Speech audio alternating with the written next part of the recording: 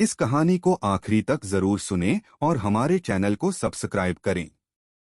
कुंती यदुवंश के राजा शूरसेन की पुत्री थी। बचपन में उसका नाम पृथा था। राजा शूरसेन के फुफेरे भाई कुंतीभोज निःसंतान थे। उन्होंने कुंती को गोद लेकर उसका पालन पोषण किया।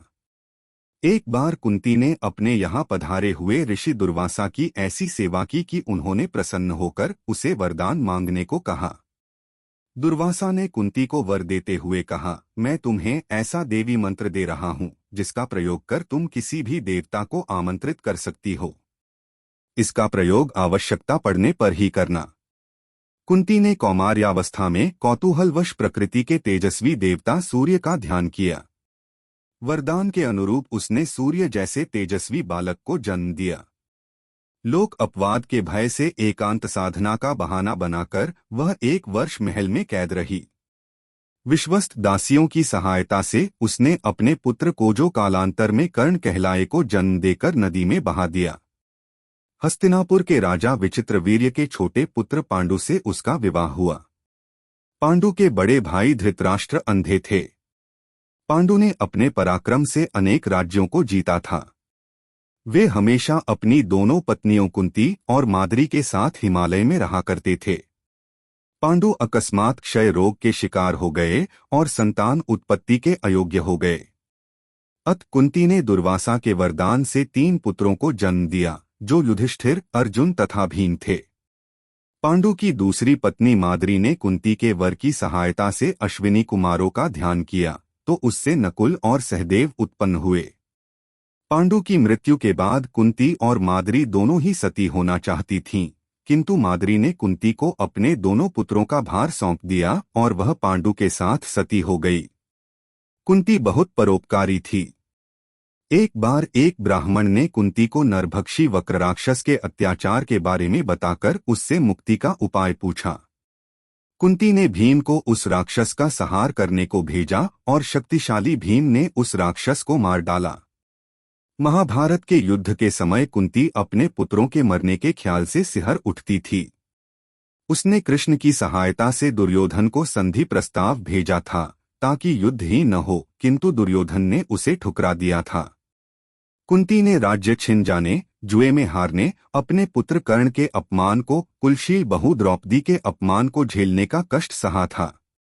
कुंती ने भी द्रौपदी के अपमान का प्रतिशोध लेने हेतु पांडवों से कहा था।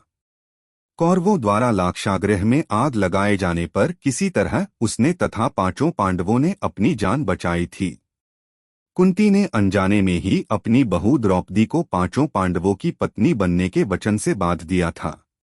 कुंती पुत्र होकर भी कर्ण जीवन भर लोकनिंदा के भय से अपमान और दुर्हक सहता रहा। अपने पुत्र कर्ण की अपमानजनक दशा को देखकर कुंती भी बहुत रोती थी। लोकनिंदा के भय से उसने जन्मजात कवच और सोने का कुंडल धारण किए हुए कर्ण को अंत तक अपना पुत्र न कह पाने की पीड़ा भी झेली।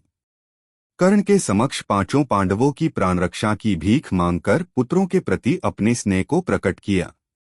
उसने युद्ध प्रारंभ होने से पहले ही कर्ण से 5 पुत्रों की प्राणरक्षा करने का वचन मांगा था।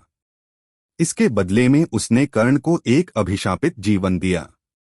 यह अपराध बोध जीवन भर उसे सालता रहा। महाभारत के युद्ध में पांडवों की विजय के बाद उन्हें जब हस्तिनापुर का राज्य मिला, तब कुंती 15 वर्षों तक राजमाता के रूप में सुख भोग कर गांधारी, धृतराष्ट्र के साथ वन को चली गई। जाने से पूर्व उसने द्रौपदी के सम्मान की हर समय रक्षा करने का वचन तथा दुर्भाग्यशाली पुत्र कर्ण की मृत्यु के बाद प्रत्येक वर्ष उसके श्राद्ध कर्म को विधिवत करते रहने का पांडवों से वचन लिया और वनवास का कष्ट सहते हुए वैराग्य की साधना पूर्ण कर अपनी प्राणाहुति अग्नि देवता को समर्पित कर दी। कुंती का संपूर्ण जीवन विसंगतियों से भरा पड़ा था। अनजाने में सूर्य का आवाहन कर उसने सूर्य पुत्र कर्ण को जन्म तो दिया, किंतु उसे पुत्र न कह सकी। कर्ण अभिशप्त जीवन जीता रहा। कर्ण को अभिशप्त जीवन जीते देखकर इसी पीड़ा में आजीवन घुलती रही। अपने समस्त पुत्रों के बदले में कर्ण का बलिदान उसके लिए बहुत कष्टदायक था। उसने समय और परिस्थिति के अनुरूप अपनी विचारों और कार्यों में संतुलन बनाए रखा।